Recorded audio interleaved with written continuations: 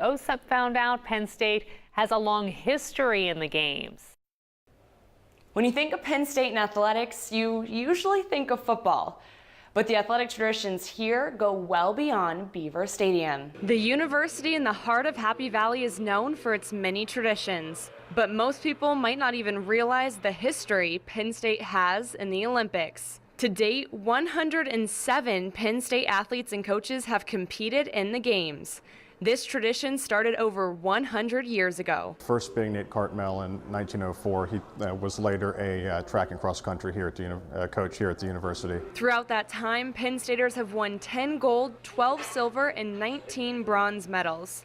Most of these Olympians competing in track and field. It's really across the board. We've always usually been able to find a way to get folks to the games.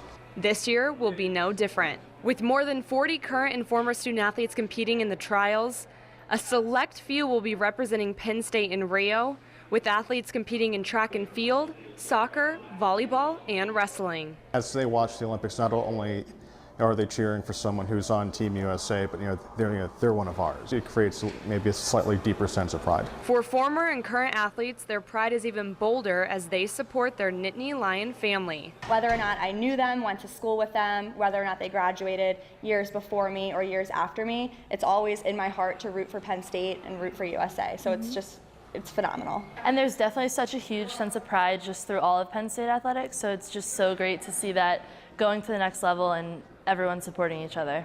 But why does Penn State have such success on arguably the world's biggest competitive stage? Some believe it starts with the coaches. Extremely fortunate to have had an incredibly strong set of coaches historically.